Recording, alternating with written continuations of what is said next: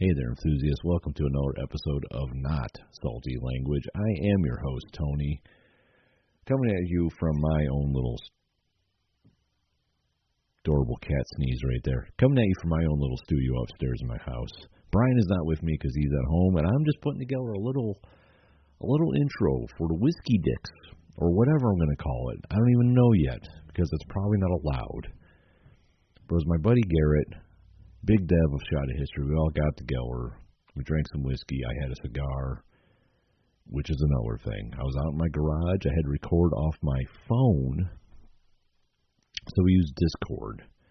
And if you ask the internet, the best way to record off of Discord is to use this bot named Craig. Now, Craig's a nice guy, but he's a scumbag and a dirtball, because about halfway through our conversation, he just left the room, stopped recording. And then he randomly popped back in. Because, we figured, well, recording this is a wash, but we're going to keep talking because we're enjoying each other's company like gentlemen. And then Craig comes back in. So that's going to explain why, towards the middle of this recording, the conversation is just going to jump. And I apologize for that, because the next time we do this, and we are going to do it again, I'm going to actually be upstairs recording properly with my studio, with my equipment. But until then, enjoy this if you want. We really get into geek stuff. We talk a lot about whiskey. We just bullshit. It was a good excuse for a couple of buddies shut in because of the COVID to sit around and just, like I said, enjoy each other's time and company. And if you enjoy it, let us know. Hit us up on Twitter at Salty Language. Or, hey, hit me up on TikTok. I've been using that. Salty Language, if you want. Give us a follow, or whatever they call it. And, until you get to listen to the proper show, I'll see you on the flip side, or whatever. But without further ado, here's the show that you may or may not even enjoy. I don't know. Whoa. Oh, Creepy. That was creepy. All right, so I guess we're now recording. I don't even know what the hell we're honestly doing here. I just thought it'd be nice to have some whiskey with you fellas, and I'm sitting out in my garage, so I can have a little cigar action too. I like that plan. It's a good plan. Hi, Garrett. It's been a long time since I've talked to you, buddy. It's been a real long time. I know, man. What's up with that? I don't know. Am I coming through clear? Yeah, you guys sound good. All right. With the way Skype screws us every week, maybe this is the new alternative. Yeah, I like Discord. Yeah. As long as you're not doing anything major, it's free, and everything comes through and sounds real good. Yeah, I was using it yesterday. I was not mad at it. Because my son was running D&D online using Roll20 and all that. Oh, yeah. But I've been playing with Blake from Hobie, and he's been using, I think it's Roll20 as well. Right. And we use Discord to play over. It's good. This is what I use with man. This is what I use with my group, and we play on Fantasy Grounds, and I really like Fantasy Grounds. I just know the whole time I'm just like, I missed my paper. Where's my actual dice? That is a big problem. It's still much better to play in person, but, the plague. Yeah, exactly. Thanks, 2020. Yeah, it's been weird, even because when, before we had another stay-at-home thing, when the kids come over, like Leah, her character's on her phone using Fight Club. Mine's on my phone, but I printed out a sheet, so I'm like, this is too weird for me. I like the Fight Club spell book, though. I'll be honest. I've never used Fight Club. This is, my son has become the biggest D&D nerd on the face of the earth, I think. And he's, it's all his recommendations. Good. That means he has no money for drugs. You are 100% correct. Exactly like playing Magic. If your kid's playing Magic, you know he's not into anything else because he can't afford it. Yeah, Yep. yeah, exactly. Yeah, no. It's all. I haven't all played D&D Magic in and what, Xbox. 10, 12 years? I don't even want to know what it costs now. Yeah, if have you by any chance looked up the prices of cards that you and I used to play with? Nope, and I'm afraid to. It'll hurt your feelings. Yeah. When I was, like moving out and consolidating my shit and all that, I was like, oh, fine. I found my old box of Magic cards. I just started flipping through them and looking them up. I think there's this website called MTG Stocks. Gives you basically the running price at the time. Yeah. And do you remember Volrath's Stronghold? I don't remember what it does, but this is the only card that sticks out to me. I remember it. Yeah, exactly. I don't remember what it does, but I had a couple. I'm like, oh, let me look these up. $75 a piece. What? Yes. Nice. And that wasn't even exactly the greatest card, if I remember right. Well, what happens is these old cards that are terrible are worded in a specific way that it just happens that something in the new set is worded in a specific way and they interact and just something breaks the game. It becomes peanut butter and jelly for a brief second. Yeah. Yeah, it's pretty wild. Hey, man. You got to remember, Thieving Magpie and Orcish Spy, mix those together. Oh, yeah, you're going. You're going places. Yeah, I'm sure I have some real shitty cards, or what I used to think are shitty, down in my collection. They're probably worth money now. Yeah, I mean, if you still have your collection laying around and you just want to get rid of it, I mean, I was shocked at some of the prices of some of the cards. Yeah. And the other thing is, some of the cards that you used to have that were amazing, they're trash now. Masticore, no one plays with that anymore. That thing used to be amazing. Used to be the best. Yeah. Now it's, you don't even wipe your ass with it. Yeah, exactly. You use a couple of them, balance the table. Yeah, I was looking up because I've got 2 Morphlings, and no one plays Morphling anymore. Right. Meanwhile, those things used to go for $40 a pop. I know, it's crazy, right? Were you ever big into Magic there, Dev? Not really. I mean, I've played around with it a little bit, and I've got a box just full of like trash cards that a buddy gave me, but I'm not it was not something that I was all like, oh yeah, this is my game. This is my jam right here. Yeah. Well, I mean, he probably saved you a ton of money. I had way more money for drugs. Yeah, perfect. You probably got a better time out of the drugs, depending on where you played Magic.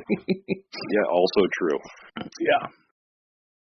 Yeah, around here it would have been, growing up, it would have been basically lunchtime plays with people that had decks, and hard pass. You're over it? Yeah. Yeah, that's kind of like I didn't start playing D&D until, college, I think. Really? Yeah. I always felt like to me you've been playing D&D forever, if I'm being honest. Nope, that didn't start till like freshman year of college, and that was like the first bad experience where I was like, wow, this is everything that I thought it was going to be, and it is terrible. and then a couple of buddies got me in on a D20 version of Star Wars campaign, and had a lot of fun with that. That lit the fuse, huh? Yep. It's like, okay, this is like way more casual. It's something that I can relate to. Yeah, this is fun. And then now we're playing like just straight up like the high fantasy D&D now. I'm gonna just take a guess that the first time you played, you're playing with guys that were like straight up power gaming. Like, well, if I do this at this level, my character's gonna be even more amazing. And not just having a good time. Yeah, I mean, it was that, and it was a little. So there was too much like super stickler for the rules. Like there was no wiggle room of like, well, yeah, okay, I could see how that could work.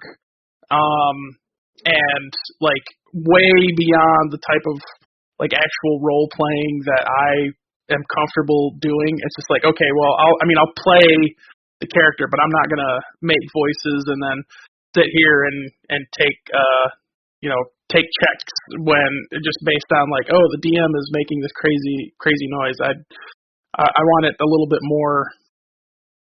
I want it focused, but with booze. I mean, that's fair. Yeah. Yeah, D&D gets best when you read the rule book, then throw it out the window. Yeah. Yeah, exactly, right? Yep. You use it for the bare bones and nothing else. Right. Yeah.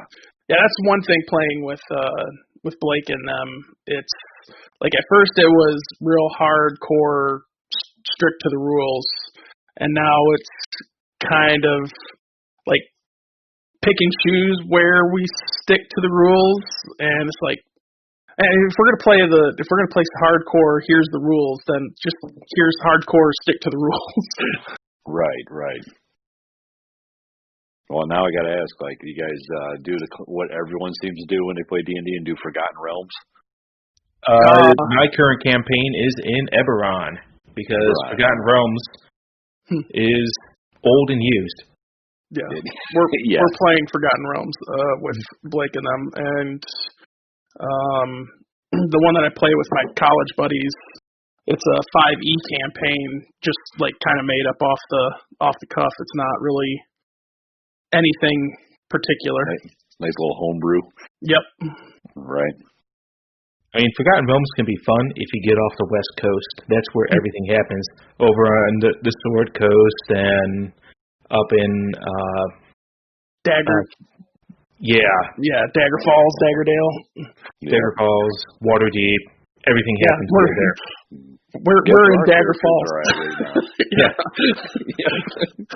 Yeah, you're only using about a quarter of the world there. You got 3/4 of the world left. There's a lot more stuff going on. Yeah, we're just east of the coast in my campaign. Farmer, that is weed whacker line, you moron. I mean, the nice thing is that like if it is something where it's somebody just trying to figure out how to DM and all that, there is so much material out there to use to try to like hone your skills without actually having to do a lot of the heavy lifting of thinking. I mean, that is nice. I mean, Logan's been working on his own homebrew for a long time now, and I don't know how many times like he's like, "Hey, can we play in my world?" Well, yeah, whatever you want to do, you know. And we'd start playing, we'd get a couple months in, and then he'd just be like, yeah, we're going to make new characters. He just resets everything. I mean, what he's working on, I think, is fun, and it's going to be good eventually, but he's just, he's got to figure it out. Right. Making your own stuff.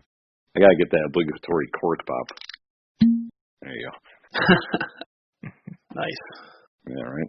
Oh, I'm already a glass and a half in. Oh, yeah. Jesus Christ, I got some catching up to do. I'm drinking out of... I've got a Willet pot still. It's delicious. And I'm drinking it out of my Ron Swanson rocks glass that says, there is no wrong way to consume alcohol. Oh, that's a great glass. I do agree. I've got a Dalwhinnie 15-year. Real good stuff. Oh, nice. Looks like I just got some Rabbit Hole whiskey, a little bourbon. How is that Rabbit Hole? I like it a lot. Like okay. I was introduced to it with my old boss at the brewery. It was his favorite, so I was like, let me try it. And it's pretty good. Yeah, I looked at it a couple of times, but the price point to just try it was a little off-putting. Right. Well, if the plague ever ends, I have a bottle. Yeah, I don't drink whiskey too much or too often, so usually when I do, I don't mind spending a few extra bucks to get a really good bottle of something. Mm-hmm. Yeah, I get it. Yeah. Yeah, because this bottle of Dalwhinnie 15-year wasn't cheap. Yeah. Yeah, I've become to the point now where I'm like, it's almost maybe once a month I'll go pick up a new bottle. Because I'm like, ooh, I haven't tried this yet. Oh, this is out. I need to see if I can find it. Yeah. Like a guy I work with is massive into bourbon. I've gotten to talking to him. He's got me on some leads and some shit. It's like, geez, what's wrong? It's becoming a more expensive hobby now. The place, it'd be a little bit out of your way, but like the place that my buddy goes is Tippins Market in Ann Arbor, or outside of Ann Arbor area. Oh man, that place is. That's his honey hole. Yeah, they've got a lot of good stuff. I mean, I was surprised at some of the stuff they had. That it's just like, wow, I can't believe they got this. And they've got like a Facebook page, and occasionally they'll post like, oh, we were cleaning out the stock room, and we found like this bottle of George Stagg Senior. We've got one bottle. Whoever wants it, first come, first serve, and it's that's like a $300 bottle of booze. Probably looks like a Stampede. Yeah. It is good though. It is, because my buddy he bought the market like Christmas dinner or something like that as a thank you for whatever, and the owner that knows him is all like, oh well, just wait here. I got something in the office that you might be interested in, and he brought out one of these bottles of George T. Stagg Senior, and he's like, he didn't even look at the price. He just signed the credit card slip, and he's like, I'm not even sure how much I spent. Oh, it's like you spent like $200 on that bottle. Ouch! Right? Yeah. But yeah, I said I'd spend a few extra bucks, but I'm not spending $200. Yeah, well, that's one of those Buffalo Trace antique collection bottles. Like, I think they only make like basically one barrel, which is 150-ish 750 bottles out of a barrel, and they only do it once a year. And there's seven different bottles in the antique collection, and yeah, they always go like super crazy expensive. Yeah, those people have problems with buying booze all the time. Yeah.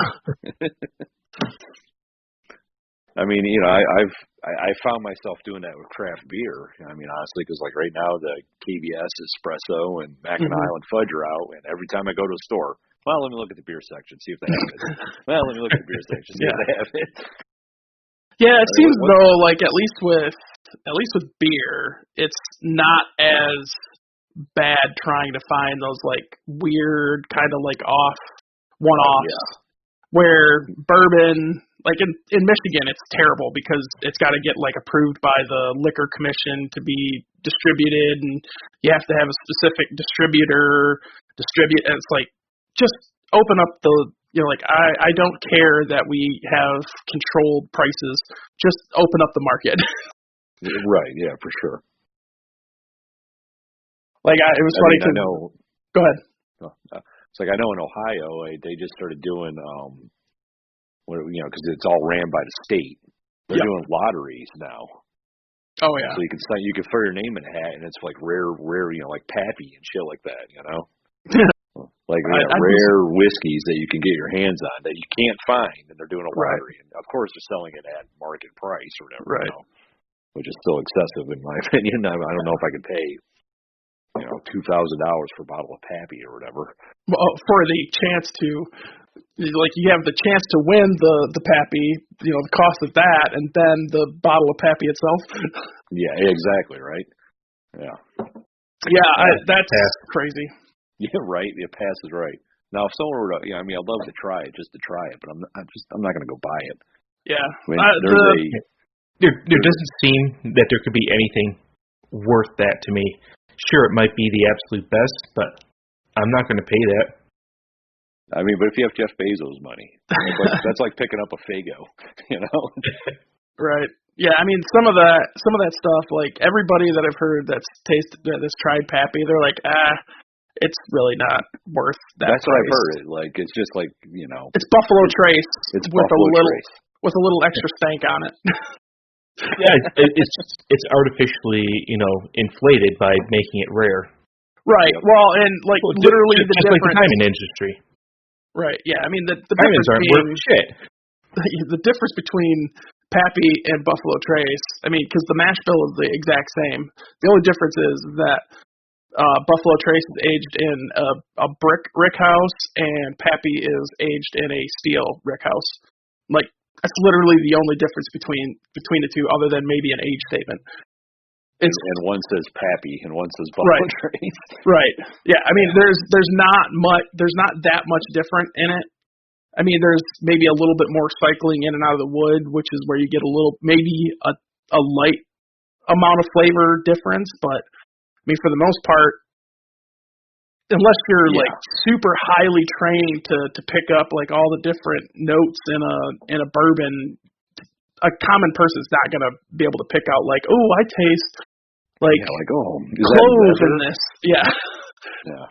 If you put 3 glasses in front of me and had me try them all, I have a 1 in 3 guess at guessing which one's Pappy. Exactly.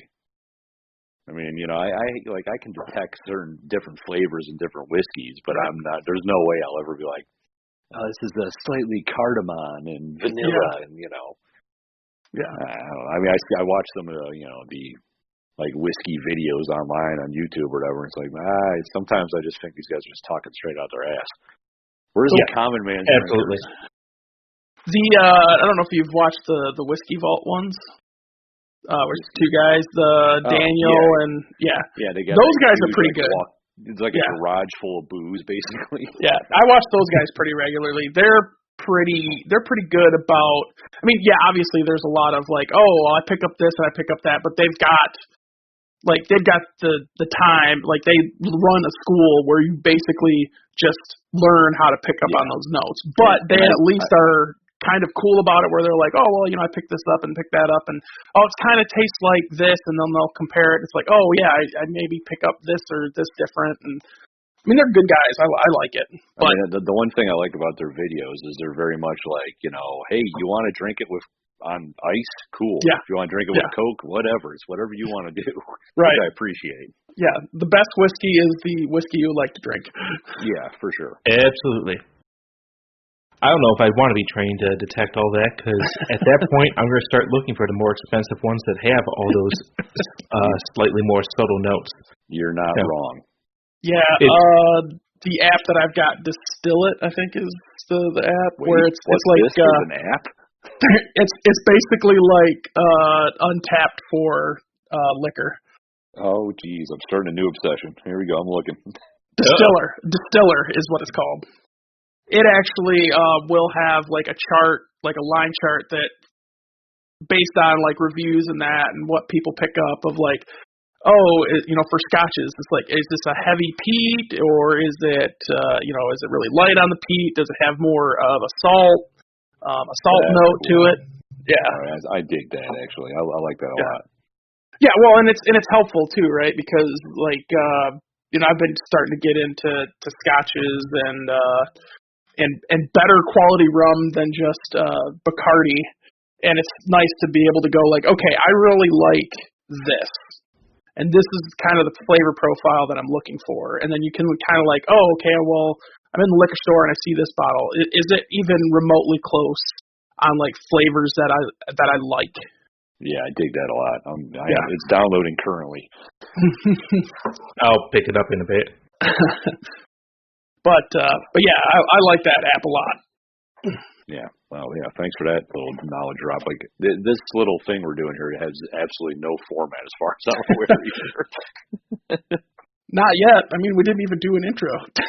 That's true. Yeah, good point. Is this even an episode, or is this just us bullshitting, trying to figure out what we're going to be talking about? I mean, it does feel very much like a Salty Language episode, right? Because we we failed to introduce ourselves. We failed to. I mean, you're not wrong. I probably will just throw it up as a bonus episode.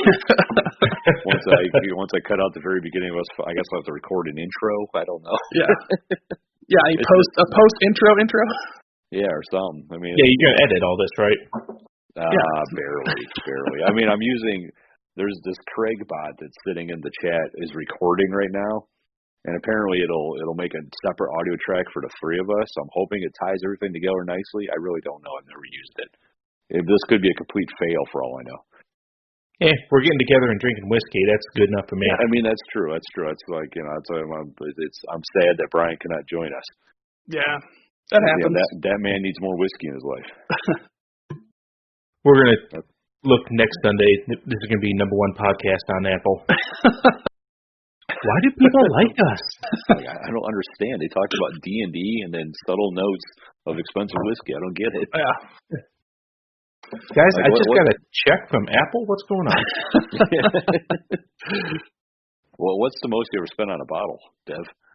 Most I've spent on a bottle? Ooh. Yeah. About $100, I think. About $100. Probably down on the bourbon trail there. No, it was actually a Scotch that I picked up. What was it? I can't even remember what it was. It was not worth $100 that I paid for it. What was that? Because you were new to Scotch, or? Probably. I'd have to figure out which one it was and maybe go back and revisit it. But I mean the price range that I'm living in right now is like 60 to 80. Right. Yeah, that's about where I'm comfortable right now. Yeah. Just because I know I'm gonna, I don't sit there and down it. I usually milk it. Mm-hmm. Oh yeah. So that's about the most you spent is about $80 or so there, Garrett. Yeah. What was that one? There was one that was listed at 80. Then after taxes, it was like 110 or something. But yeah. Right. Yeah, it's like I don't even know if I've crept up into the 80 range yet. Honestly, I think most I spent is about probably 65. I think. Like I'm trying to think of, because like I've been just buying them a lot lately. All of a sudden, I don't know what happened. You latched onto it like craft beer. Yeah, it might be a problem. Well, I'll let you know. Since I don't pick up on the subtle notes, jumping from like $60 to $80, you really don't notice much of a difference. Yeah, now, if you're getting that stuff, it's like $30 a bottle. Then you jump up to the $60 a bottle. It's like, okay, now there's a difference. Oh, yeah, right. Yeah. You're talking subtlety of some like extra age where you're getting some more wood tan, or it's just because people have gotten hot on that name and are just starting to buy it like crazy. So now the price is jacked up a little bit, but right. Yeah, you go from give me some with a lot of alcohol that'll burn my nose off to hey, I can taste something in this. Right. Yeah, it's like, talking to some of my younger coworkers when they just go out and they're like, "Oh, Busch Light's the best, man. Let's go get wasted and Crown Apple and Fireball." And it's like, you guys have no idea. Just wait till you get older, Johnny Walker and Red Bull. Oh my God. Absolutely not. That fucking guy. That guy. Oh God. Yeah, no, I'll go with my Natty Lights and my, Coors. Those are great wedding beers where they're just in a giant tub. But if I'm going to be home and I have my choice, I'm going to get something a little better.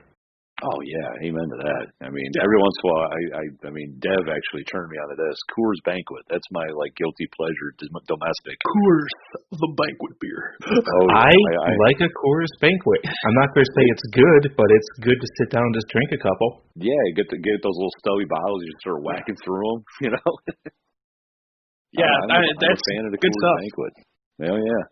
It's definitely one of those. It's like, okay, I'm gonna be here a while. I need something that I know I can drink, and I'm not gonna hate myself for drinking the amount that I drank. Yeah, it's like, well, I can have 3 Coors Banquets and feel all right about myself, or I can have 3 craft beers and have a $30 bar bill and probably be hammered. Right. Yeah, I've definitely moved. A few percentage change in alcohol, and it creeps up on you quick. Yeah, I've definitely moved on past the stage in life where it's all like, I'm gonna get wasted, to like, look, I've got real money. I'm going to put real money down and like actually enjoy what I'm drinking. Yeah, that's exactly how I feel about it. I'm like, I'm not here to get plowed. I'm here to enjoy it. Yep, 90% of the time, I'm there to drink what tastes good to me, and about the time I'm feeling warm and a little happy, I'm like, well, it's probably about time to quit, because more than that, especially when drinking craft beer, one more after that and you're in the gutter. Oh, yeah. It doesn't take a lot. Well, unfortunately for me, it's situational. Like if I'm by myself, yep, all right, I just switch to water. But if someone's driving me, there's that little switch that goes off. It's just like, I just keep going. Have another one. You're having a good time. Yeah. I'm like, you're right, little devil. Yeah, I am having a good time. Yeah, once I start getting to that fuzzy range, it's like, okay, either I'm gonna have to lean hard and go like full blackout, or I'm gonna need to stop here, because if I don't stop here, it's gonna be a shit show in the morning. That's your fork in the road, huh? Yep. It's like if I'm starting to feel fuzzy, like, okay, start pouring me water, and like so I can even out the booze. Yeah, exactly. Spacers. Right, yeah. Or I'm getting blackout. You're gonna wake up in Topeka. Yeah. What happened? Yeah. I mean, luckily it hasn't gotten to that point since probably the last beer fest that I went to. Oh yeah. But yeah, I mean, now it's basically like, oh, I'm gonna have like a couple fingers in those whatever scotch or whiskey I've got here, and then just call it a night, because plague. Yeah, the plague is really affecting a lot of things, isn't it? Yeah. Yeah, it's put a real damper on things. Yeah. Boy, has it. I mean, I'm kind of hoping maybe next year we'll be able to attend some beer fests. Yeah. Maybe. Yeah, I mean, I'd like to go back to the Detroit Whiskey Fest, but I mean, for the price and what they're actually serving there, it doesn't really make sense. I mean, for that price, you could get a couple of people together, each just bring a bottle and then share and try some different things. You have your own personal whiskey fest, actually. Yeah. Basically, I like that idea. Right? Same here. See, Gary, you live all the way on the other side of the country. This doesn't help. Yeah, or you Virtual know people. Fest. Yeah, or you just know people that have like closets full of booze, and just go like, hey, have you cracked that bottle yet? Let's try that. You mean, hey, when are you going on vacation next, and where do you leave your spare key? Yeah, unfortunately, I wouldn't do that to my buddy. I'm mostly the mooch in that situation. Yeah, I've been that guy before. I got some old friends of mine that had some really nice scotches, and unfortunately, when they were serving them to me, I didn't appreciate scotch as much as I did now. Oh yeah. So I was just kind of like, oh yeah, this is great, guys. Yeah. Well, and scotch is funny, right? Because like it changes based on the region that it was produced in. Like, so if you don't like that peat smoke, anything like in the southern part of Scotland, you're gonna hate. Oh yeah, exactly. You're gonna have a bad time. Yeah. Yeah. Yeah, I mean, what got me hooked on scotches was stuff more from the Islay region and some Highland stuff. Because Highland's kind of that bridge in between where it's starting to get a little bit more peaty. Right. And the Islay's there's hardly any peat note there at all. And but I've started to venture into heavier and heavier peat stuff, like Laphroaig is pretty peaty forward, but it is so good. Yeah, my buddy Steve came down. Last time we hung out before the plague really got in full effect. Yep. And I want to say he brought a bottle of that Ardbeg. Ardbeg, yeah. I don't remember off the top of my head, but it was so smoky and salty and peaty, and it was delicious. Oh yeah. Ardbeg is it was like barbecue seawater. Yeah. Crazy. So the whiskey vault guys are all about that Ardbeg, and there's like so many different variations of Ardbeg that it's ridiculous, and each one is ridiculously more expensive than the last. Right. I'll tell you what, when we get our Apple or Bezos bucks, we'll go do the whiskey trail, because I did that 5 or 6 years ago, and that was an experience. The whiskey trail or the bourbon trail? Which trail? The whiskey trail. It was over in Scotland in the Speyside area. You just kind of travel right down the river, and it's like every 5 miles there's a distillery. So, I mean, you can drive it, or they actually have a hiking path you can go. And you get it's like a little passport that they give you. You just get stamps in your book. You go to every distillery. You can take a little tour if you want. You get sick of the tours after about the third one because you look at the same thing over and over. Yeah, that's pretty much the same thing with the Bourbon Trail. It's all like, okay, I've heard the spiel, 6 other times. What deity of bourbon are you talking about now? That's basically the only difference. Oh yeah, if your little passport, it gives you a little map where everyone is, and you can hike it or drive it. I wouldn't recommend driving it if you're hitting a couple in a day. Right. But you stop in, they give you not a glass, but they give you like a little taster of it, and then they send you on to the next one. I mean, that sounds like a great time. Yeah. Yeah.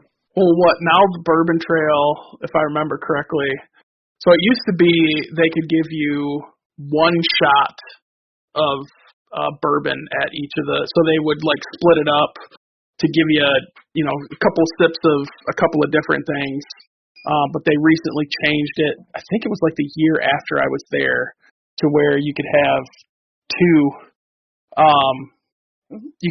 shots. Wow, they call that the dev rule because they're like, man, that didn't even affect this guy. We got to up our game. Yeah, I mean it's absolutely insane, and they don't really nobody checks to see if you're drunk from the 6 that you visited before they give you more booze. I mean, whatever. Yeah. But I mean it's fun. Yeah, but the way they did it up in Scotland when I was there, you go in, you get your half a shot to try out what they want. Then I'd, pound a glass of water. Then I'd have to hike 5 miles. After a glass of water and hiking 5 miles, it's kind of burned out of your system. Yeah. Yeah, that's not the case with the Bourbon Trail. Also, after about 4 of them, it's like, well, I've just hiked, 20 miles, and I've had 4 shots of whiskey and like 8 glasses of water. Right. And it's been over the course of a couple hours. It usually doesn't hit you. Although if you're driving it, I mean, you can get from one to another in, less than 5 minutes apiece.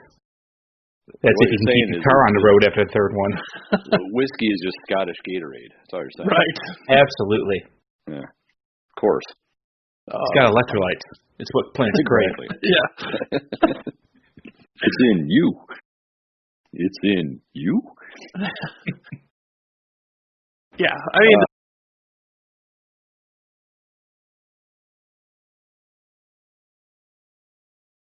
surprisingly at well, thanks, Craig. Damn you, Craig.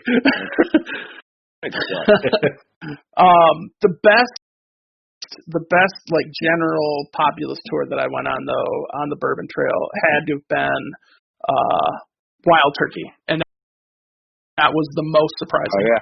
Just because the guy that was doing the tour, his name was Bubba. He was a retired veteran Marine, and he was like super over the top. Bubba loves his Wild Turkey, doesn't he? Oh yeah, like every time he started talking about like the mash bill, he's like, we use that high rye for that bold flavor.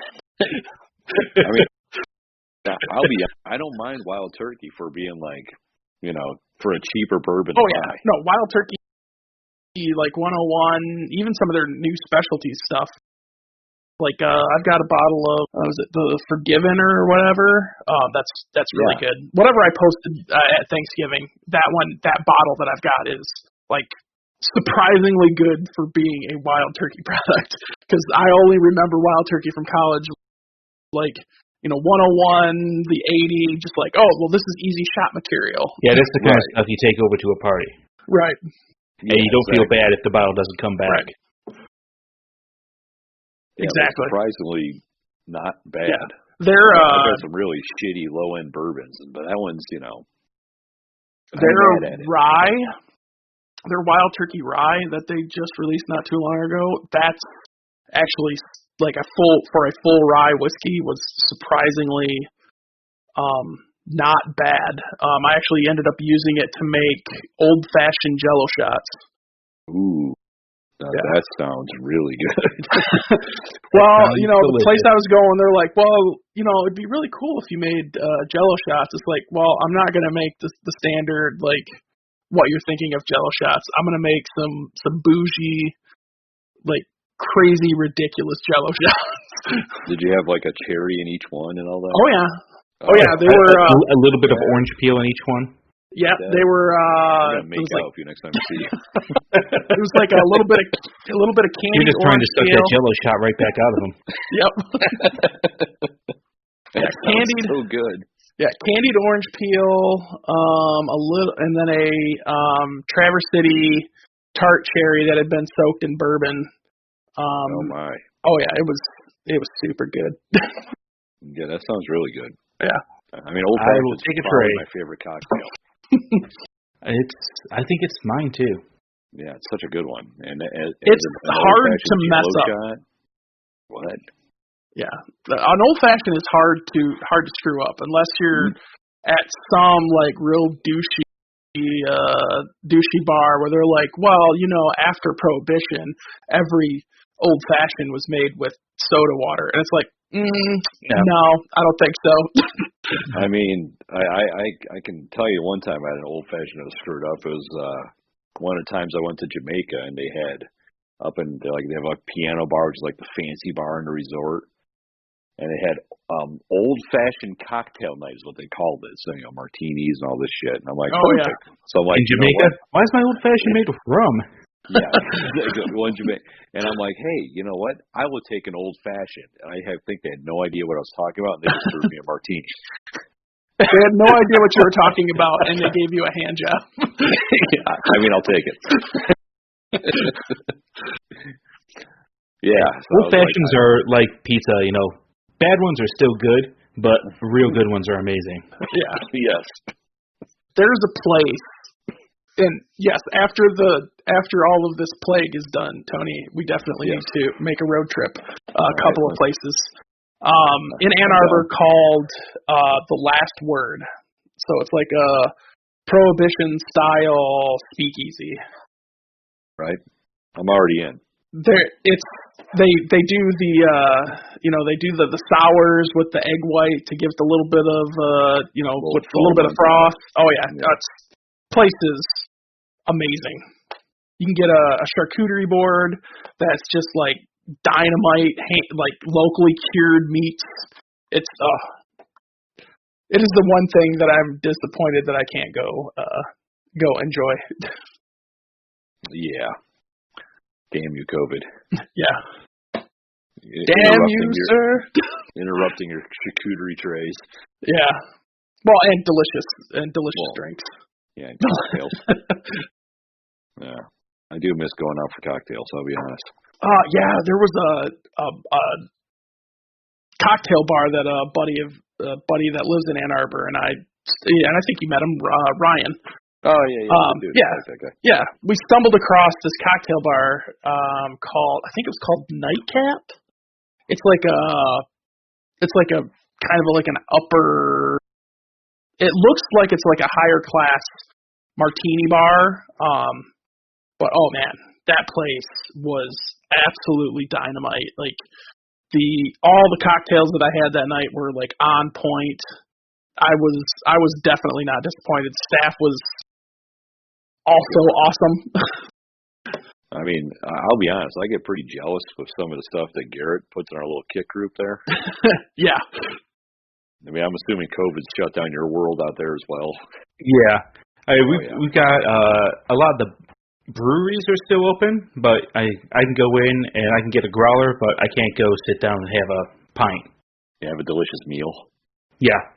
Yeah, one of my favorite places is about 5 minutes away from me. It's called Perry Street Brewing. That's the one that I put up that always has that chalkboard with like 8 to 10 beers on it.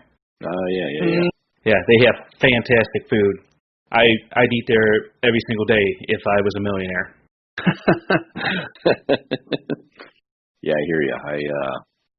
I mean, now that winter's setting in here, it's like, we would go out. We were comfortable going out to places if we could sit out on the patio. But now it's like, well, that's all done.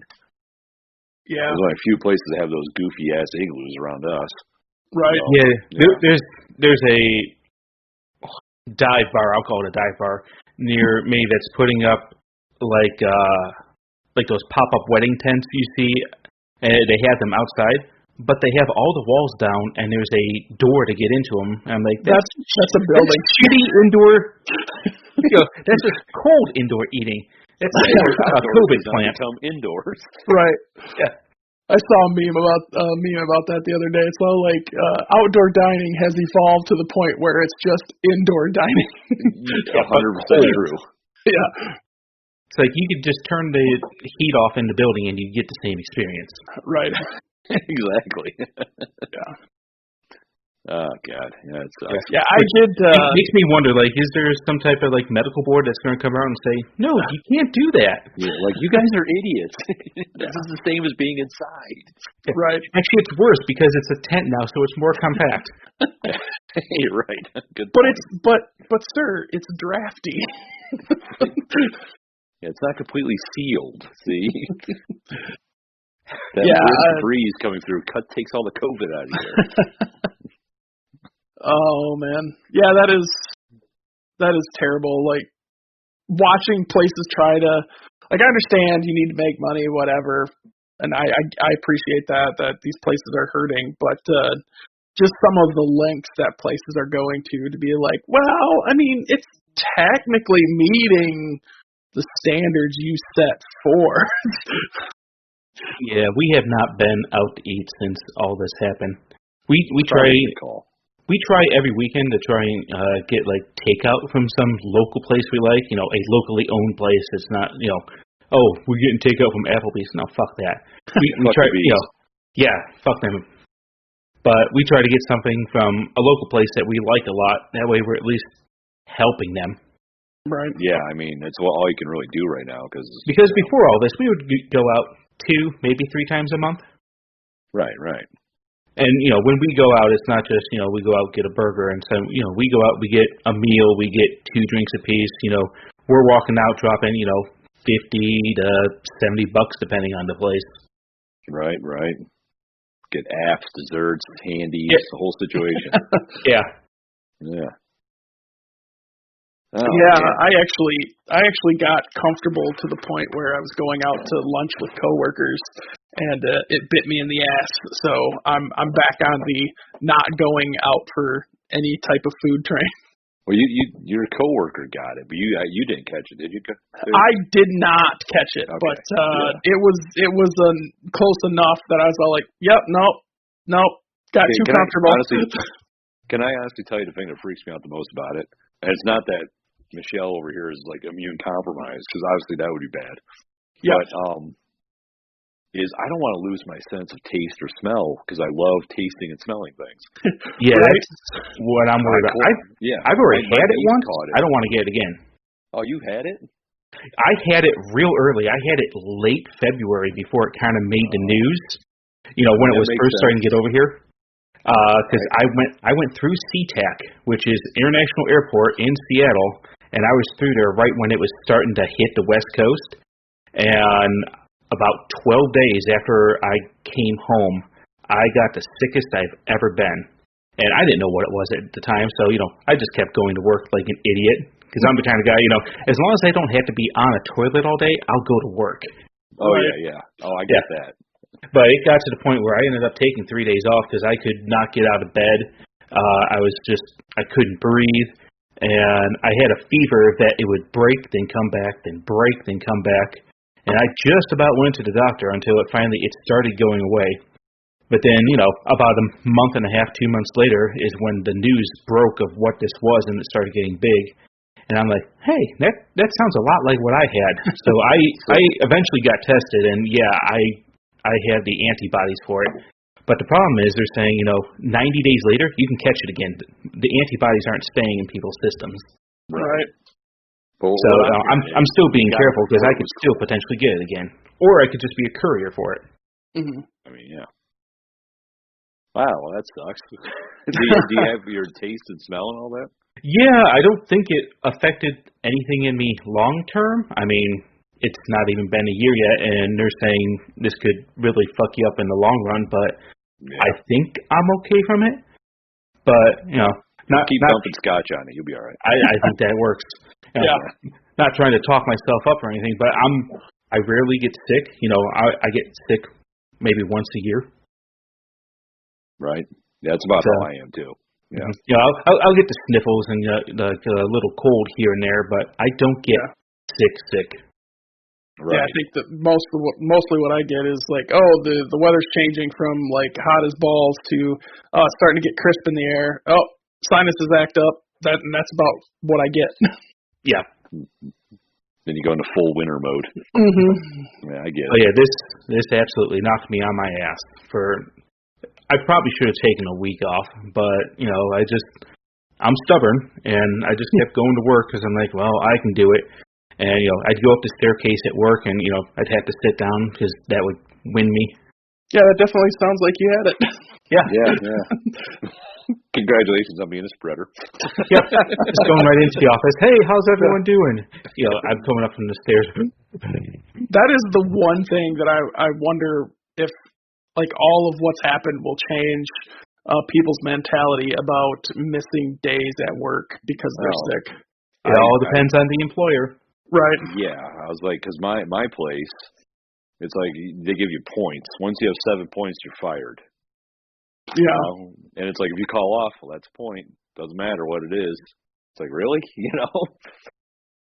And you would think I've even talked to people that are like, oh man, I got snowed in Kansas, and I called them and said, hey, my flight's canceled because of a blizzard, and they're like, well, it's a good thing you got points. They're unforgiving. Yeah, they've got two standards where I work. If you work up in the office like I do, as long as you have time off, whatever. But if you work down in the factory, they are there to fuck you as fast as they can. Yeah, bend over. Yep. Yeah. You missed work, you owe us for that day now. Well, maybe there'll be some governmental changes that will help with that situation. Yeah, well, maybe, I know the state has put things into law or into mandate that if anyone anyone in the state, if you feel sick and you call in, the employer has to let you, stay home. Yeah. They can't penalize you for taking a sick day. Which is kind of the way it should be, but I mean, everybody's gonna, the first thing that everybody's gonna say is like, well, there's gonna be people that take advantage of the system. It's like, yeah, but you're gonna figure out pretty quick who those people are. Yeah, exactly. And if they've been working there for a while, you know who those people are already. Mm-hmm. Yeah. I mean, in a perfect world, they'll fix all that. But there's going to be the people are like, well, it's all, the people are like, well, what are you calling off? What are you, a pussy or something? What are you guys sick? It's that whole weird mentality. Yes, I don't want to get you sick. That's why I called off. I know, and I was that guy too. Like Garrett was saying, I'd be like, oh, I'm dying. I better go to work. Yeah. I mean, I'm guilty of that as well, but I think now I'm more conscious about maybe I shouldn't do that, or if I'm going to do that, maybe I should wear a mask. Yeah, I mean, I'm not mad at the whole mask thing. Yeah, I mean, at least now you won't look like an idiot because it's become pretty normal. Right. Well, at least now people will go like, are you? Is this just allergies, or are you sick? And at least at my place of employment, they'll probably be like, why did you even come in? Yeah. I mean, I feel the same way. It's like I'm pretty sure. Well, I don't know. It depends. I mean, because like I said, my work's unforgiving. Mm-hmm. It's like if I'm sick, I don't know why I should even go in because it's like clearly I'm more important to me than I am to them or whatever. Right. They don't give a shit if I'm sick. Yeah. My company, it really depends on what position in the company you're in, whether they give a shit about you or not. For what I do, I'm the only guy who does what I do, and I do a shit ton of work. So if I ask for something, I pretty much get it. Meanwhile, we have 400 workers down in the factory. If one of them asks for it, fuck you, you're fired. Yeah, fair enough. Which, I mean, it shouldn't be that way. That's right. I'm very glad I have my position, but sometimes I feel you don't walk in with like a Ric Flair robe on. I mean, I do. And It's like, what are you gonna do? Fire me? Oh man, that is one thing about this pandemic that has kind of given me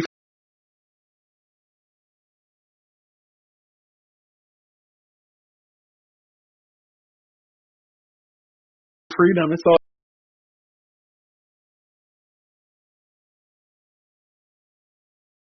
like, well, what are they gonna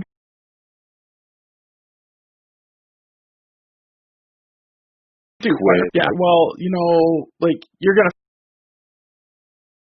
fire me, and you have nobody to pick up my work. So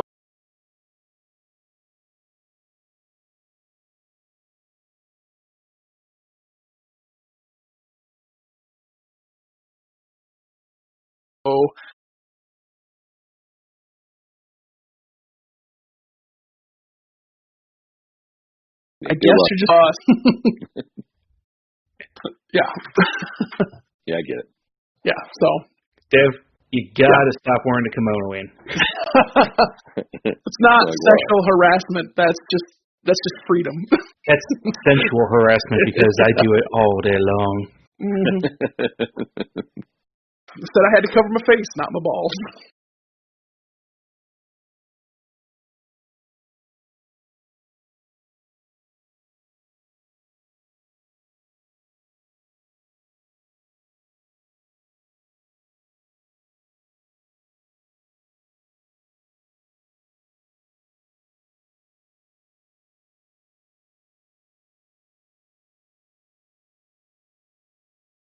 I'm trying to shift back to whiskey now. What? Whiskey? Whiskey. Who's I know. talking Is that about what we were whiskey? doing? I mean, is there any sort of, bucket list type of whiskeys for you guys? Or not really? Or you just drink it just to drink it because it's delicious? I drink it just to drink it because it's delicious. If Fair I enough. see something new on the shelf that looks interesting to me, I'll pick it up, I'll look at it, then I'll go home and I'll read about it on the internet. Like, hey, is this worth the $40? Is this worth the $80? Or is it just is it going to taste the same as everything else on the shelf? Right. Right. I mean, I'm sure. I mean, there's nothing on the list particularly right now that is like, I need to have this before I die. I mean, there are a couple of bourbons that are out, like the Elijah Craig Toasted, that I'd like to get a hold of, but I'm not like, oh man, if I find this bottle for $300, I'm gonna drop that $300 and buy it right now. Now, there's some high end stuff that's coming out that I've kind of like, oh man, I do have the money for that, but do I need it? Yeah, I get it. I mean, Yeah, I I mean- definitely have the collection mentality, but I've also got the I've only got so many ducats to spend on booze. I can buy 3 or 4 bottles for the price of that bottle. Yeah, and I understand that. It's like I think that whole, because obviously with craft beer it's cheaper Right. to enjoy a variety, and I think I have that craft beer mentality with bourbon. I gotta take her down a notch. Yeah. Like You need to find that one bottle you like and go for it. Yeah, exactly. You don't need the variety. And Once you finish the bottle, variety. get something new. I But like having it because, originally it was like, hey, I can have my boys over and be like, you guys should try this. You guys should. Well, obviously that's not happening right now. Right. But you've seen it before, Dad. You might do the same thing. I don't know. When I go into a restaurant, I look at the craft beer. It's like, oh, I haven't had that one. I got to try it. Right. Yep. Yeah, I've been That's there. just the way my brain's wired. that's exactly how I am. I go in, I look down the list, and like, hey, there's my go-to, but this is something I've never tried before. Need the experience. Yeah, Unless exactly. it sounds absolutely terrible. Even then, I'm willing to put it in a flight. Right. Oh, in a Yeah. flight, absolutely. Yeah, there's I've definitely I've tried some terrible things in a flight. It's always interesting to go to places where they have whiskey flights to Right. be able to kind of play around and see okay, well they've got these 3 or 4 that I haven't had or I haven't heard of.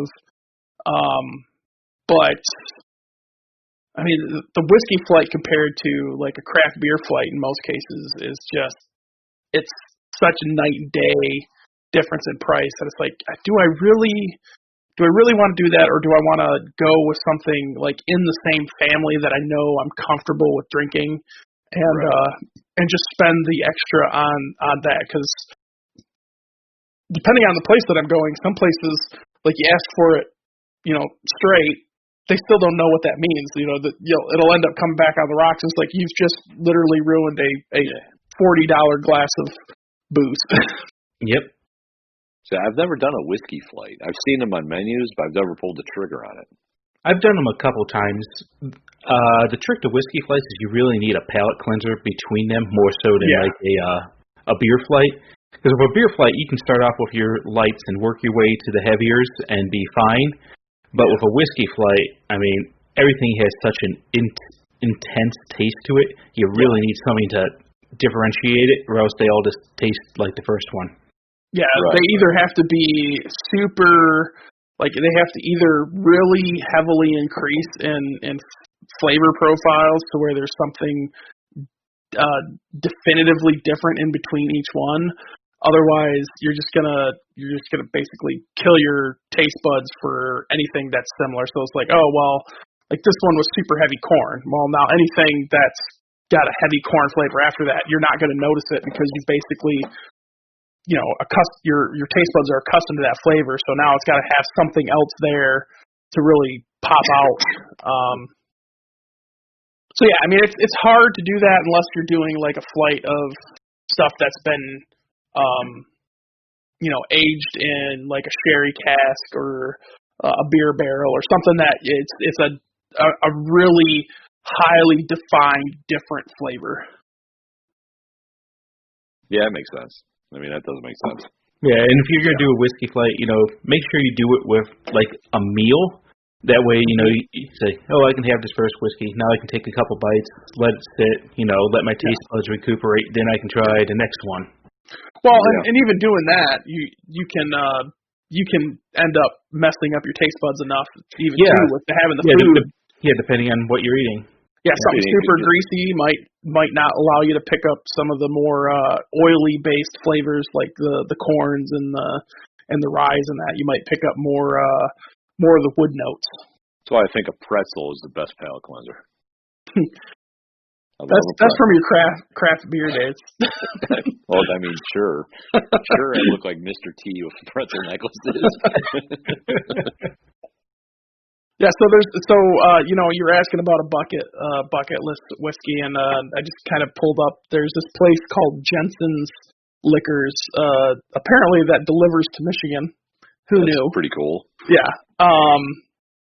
There's a bottle on there that I've been eyeing up. It's a Akashi 5-year sherry cask single malt Japanese whiskey. That's one thing I haven't had yet is Japanese whiskey. I have not partaken yet. Japanese whiskey is real damn good. Oh yeah, it's oh man, they are so inspired by American, like they were buying American whiskeys and bourbons heavily, and they still are, but like they built their industry off of the American stuff and just taking it to the next level. It's crazy. If you want to try like an easy to get, relatively cheap Japanese whiskey, I would go with the Suntory Toki whiskey. Right. It's like $40. It's kind of Suntory is a fantastic brand. Everything they make is good. Yeah, I've looked at them in the stores. I've never pulled the trigger. Actually, my stepdad has a bottle of Japanese whiskey that my ex-brother-in-law brought him over from Japan because he works for Ford. He'd go over there all the time. And he told me a while ago, I don't know if he meant it. He's like, I should just give you that bottle because, my sister, she's no longer married to him. He was basically like, that guy was a dick. Fuck that guy. I don't want that bottle. And he's like, I should just give it to you. And I don't know what it is. I don't think he's ever even opened it. And he doesn't drink anymore. So it's like, I would sure love to get my hands on it because, well, one, free. Right. Yeah. I mean, Yeah, but yeah, the Suntory Toki is pretty good, and Hibiki Harmony is, but Hibiki Harmony is going to be a little bit more expensive, but they're super super good, real good. What I would call basically entry level Japanese whiskeys. But like me personally, I love bourbon, so I have a lot of bourbons. I've got a couple ryes. I think I've got a couple scotches. Mm-hmm. So it sounds like I need to add a Japanese whiskey to my collection. Yeah, definitely. The Toki and to the liquor Hibiki shelf are absolute perfect ones. Yep. If I had to be limited to one whiskey for the rest of my life, it would be Hibiki. Oh yeah. Oh really? Yeah. Wow. I'm not saying it's the best I've ever had, but if I had to be limited to just one that I know I would always enjoy, Hibiki would be it. Like if every day you walked into the bar and they're like, "Hey, we can give you a dram of this Hibiki or whatever you want, but it's not going to be as good or whatever." You know, Desert Island whiskey is Hibiki for you. Yes. All right. Well, yeah, I'll have to check it out, obviously, because I mean, I'm not. I know a lot of people. I think like, Toki is their lowest grade, and that's pretty good. Yeah. And Hibiki's like the second to lowest. I think they have like 5 different grades of it, and then each grade you can get different amount of years. Yeah, the Hibiki Harmony is like their. I would almost call it their mid shelf entry, but even then, it's still like upper shelf here in the States.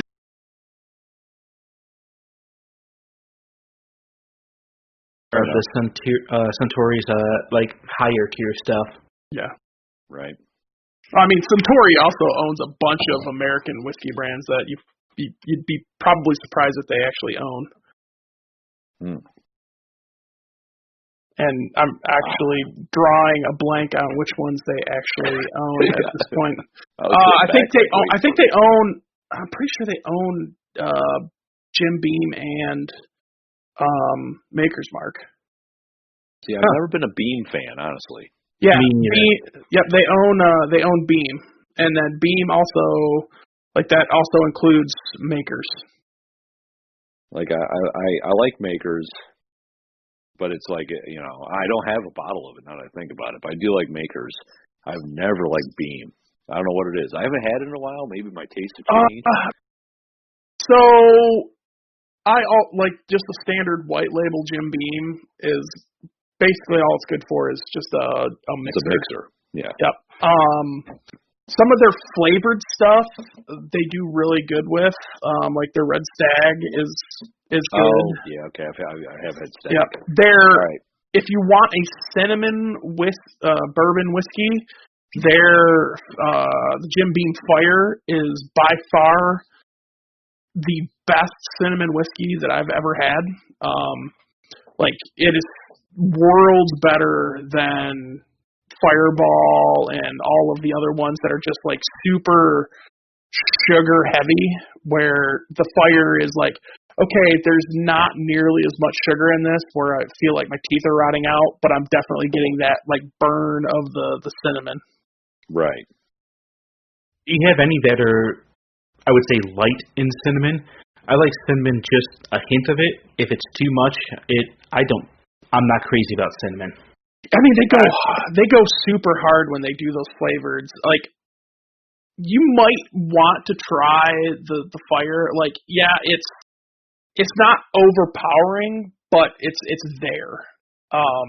Like, unlike the Fireballs and that, where it's just like they're trying to make something like an atomic fireball. This is more like, okay, like we see that this is a trend, but we're going to kind of rein it in a little bit because these are basic, like everything else on the market is basically just straight mixer for apple cider or something like that. Where the Jim Beam Fire, I could drink that just by itself. See, my thoughts are, Garrett, is you get like a bottle of Wild Turkey 101 and just some cinnamon sticks and just infuse your own cinnamon bourbon. I could try that. Yeah, Let it sit in there for a couple weeks. Yeah, because honestly, like with flavored whiskeys, I'm not a fan. Man, I can tell you that I hate Fireball with a passion. Yeah, I Fireball hate it. sucks. Fireball's terrible. Fireball is the worst. I get a bottle of it every year. My wife's company Christmas party. It seems like that's the door prize I always get for some reason. And every year I end up giving it out. I think last year we were walking out of the parking lot, and some random dude was walking in because they held it at some bar, and I just gave him the bottle. I'm like, here you go, buddy. Yeah. Sure, he's like, fucking sweet, bro. oh yeah, that dude bro was so stoked. I don't understand the appeal of Fireball. It's like, yeah, I don't get it. Thick, terrible whiskey with like heavy flavoring in it because it's such terrible whiskey. That's gross. The stuff's gross. It doesn't even taste like whiskey. It tastes like cinnamon, sugar, and like terrible alcohol. Yeah. It's not good, is what we're saying. Right. But I mean, back to the Beam stuff. Like, if you get some of their higher level labels, surprisingly good. They're like Booker's and you know what? I didn't realize Booker's was Beam. I have a bottle of Booker's and it's quite good. Yeah, Booker's is phenomenal. Yeah. Yeah, I mean, some of their other non-Jim Beam labeled brands are really good. Edwin Williams is another one that I was like super surprised that I was going to like. They're bottled in bond, so their white label Evan Williams is super good. And it's weird because like basically the only difference between the white label and the black label is it's 100 proof versus 80 proof. But there's a notable difference in quality. And it's like, this is like, we're talking bottom shelf type booze. Oh yeah, for sure, right? Yeah. But it competes like the bottle and bond stuff competes at like mid shelf taste ranges. Interesting. All right. Well, I see. Whenever I start going on, I might have to start looking at the whiskey list. Well, if I'm ever allowed. Well, now you got distiller. Yeah, that's true. I do have distiller. Is there badges? No, there's no badges or anything like that for checking in. I'm not interested. I like collecting badges like collect Pokemons. Yeah, that'd be really worrisome. It's like, man, Tony's gotten 10 badges today. Is he okay? Jesus, someone better check in with him. Yeah. Yeah. One like straight up whiskey that I just cannot stand. If we're not talking flavor or anything like that, is Jack Daniels. Cannot stand Jack Daniels. No, Old Number 7. Nope, it's funny because Old Number 7, I hate it, but I have a bottle of Jack Daniels single barrel strength or barrel whatever, and it's delicious. Really?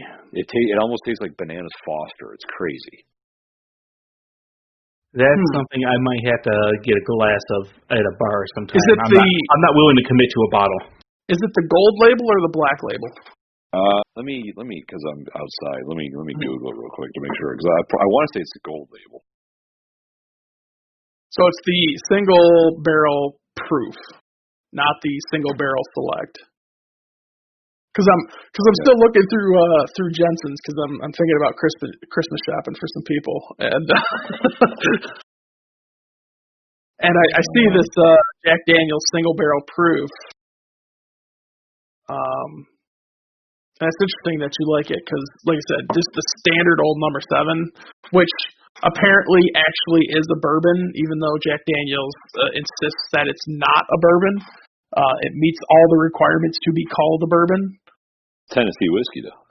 Yeah, single barrel proof. That's what I have. It is delicious. Okay. Single barrel proof. Yeah, honestly, the reason I bought it is I went into weird. We're drinking rabbit hole whiskey.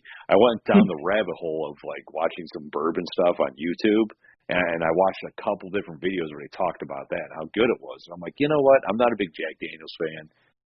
if I see it somewhere, I'll try it. And I went to my liquor store and it was on sale.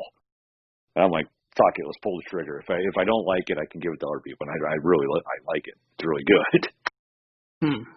Yeah. I was surprised because I'm with you. I don't Old Number 7 as much as I have a couple like Jack Daniel's bar signs and stuff. Yeah. I'm not a fan. Yeah. Like Jack and Coke, whatever. That's what Lemmy drank. So I'll drink one of those out of respect for Lemmy. I mean, it is definitely one of those one of those whiskeys like you just have on hand for people because it seems like it's like that Jameson,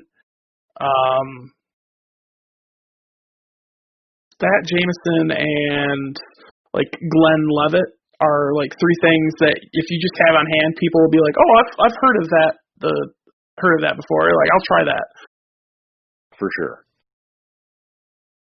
But yeah, I don't see the appeal. Yeah, I mean Glenlivet I love, but the other two I could give two shits about. I mean now that I'm getting into like really drinking whiskey and enjoying it, not just drinking, like not just shooting it. I mean, maybe I should just get a Jack Daniel's neat and just see how it tastes. I haven't had one in a long time. Yeah, still a hard pass for me. But what if if someone puts it in front of me, I'll try it, but I'm not putting money down for it. Yeah, I mean, if it's free, that's different, right? Because like even shitty rot gut beer, if it's free, I'm gonna drink it. Well, that's fair. Yeah, free is good. Yeah. Yeah. Like there's what? There's like three tiers of beer, right? It's like craft beer, cold beer, and free beer. That should be a shirt, by the way. Not wrong. Not wrong. Yeah, no, that's a good point. Free is good. Yeah. But yeah, I mean, I'm trying to think of like I think my absolute whiskey that if someone were like, hey, I got some of this for you, I'd probably do hard pass is Southern Comfort. It's just too sweet. Yeah, I would agree. For me. Yeah, I'm not a fan. I mean, I used to pound that in college, but yeah, now, that could go straight to hell. SoCo, get out of here. Honestly, Jameson's too. I'm not really a Jameson's guy. Yeah, I mean, Jameson. I'm not a huge fan of it, but it's grown on me a little bit as I've started to find like my palate's changed a little bit.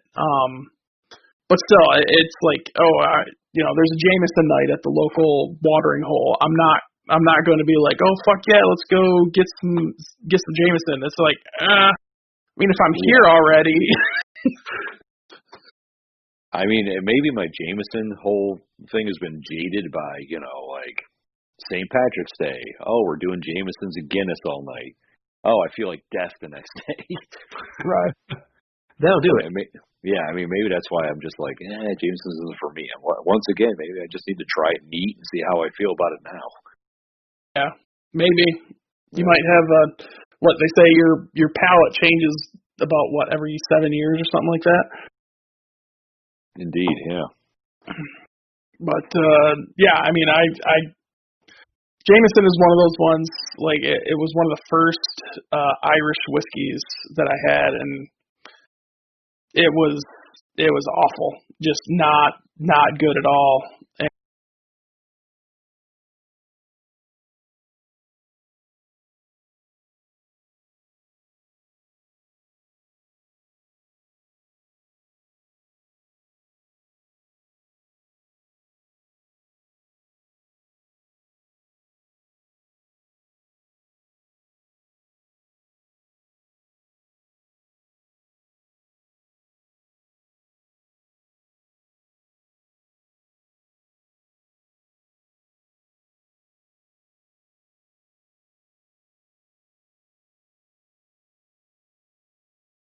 And